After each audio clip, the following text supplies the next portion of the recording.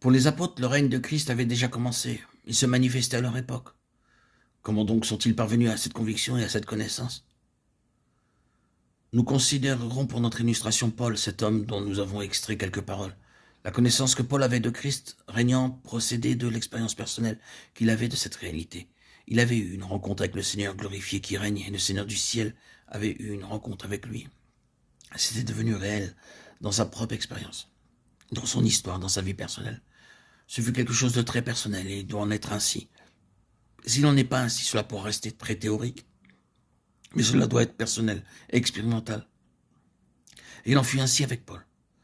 Dans cette rencontre sur la route de Damas, deux mots très personnels furent employés qui sont centrés sur cette réalité.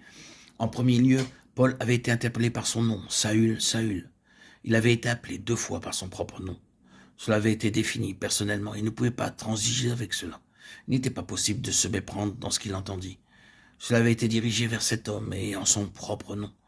Cela ne fut pas dit dans la cohue de la foule, ce n'était pas le fait d'un enseignement. La chose est venue en lui en tant qu'homme, individuellement. Saül, Saül.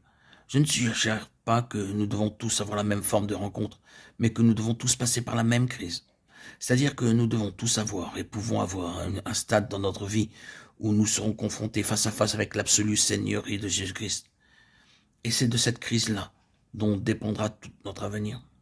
C'est une chose immense quand nous sommes face à face avec la seigneurie de Christ. C'est une grande chose que d'être confronté avec le Sauveur. Il y a beaucoup de personnes qui sont sauvées par le Sauveur et qui l'ont reçu comme Sauveur, mais dont les vies sont sérieusement dénuées de la réalité de sa seigneurie. C'est parfois une déclaration et nous en restons souvent là. L'autre mot très personnel adressé à Saül, c'est quand il demanda « Qui es-tu, Seigneur ?» La réponse vint « Je suis Jésus ». Et Paul aurait pu essayer d'éluder la réponse en disant « Oui, mais notre pays est plein d'hommes avec ce nom. De quel Jésus parles-tu » Le Seigneur prévient cela en ajoutant « Celui que tu persécutes ». Le Jésus que vous persécutez, c'est celui-là. Et Paul savait très bien de qui il s'agissait. Il y avait un certain Jésus dans ses pensées, dans tous ses projets. Et ce Jésus-là, il était déterminé à le rayer de la mémoire des hommes et du monde.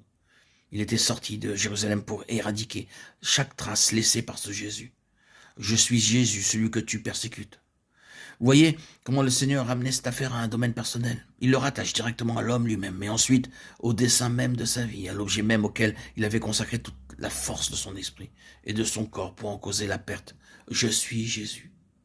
Quelque chose de semblable à cela doit se répéter dans l'Église et en nous, comme ce fut le cas dans la vie de Paul. Il doit y avoir un stade où, au lieu d'être seulement parmi une multitude, nous venons personnellement et individuellement sous sa domination et sous sa seigneurie absolue. Notre vie tout entière, toutes nos ambitions, toutes nos initiatives, tous nos engagements seront désormais amenés sous sa seigneurie. C'est une chose immense, mais la gloire de ce trône dépend de l'acceptation de son gouvernement et de sa seigneurie. À partir de cette crise, de cette rencontre et de cette vision, de cette transaction, si nous pouvons l'appeler ainsi, tout prit une autre dimension dans la vie de l'apôtre Paul. À partir de ce moment-là, à la lumière de Jésus sur le trône, tout fut transfiguré, transformé et perçu d'une manière entièrement nouvelle. Il fut capable d'endurer, de souffrir et de subir. Ce fut uniquement à cause de cette conscience fondamentale et centrale, d'une forte et profonde conviction que Jésus était sur le trône.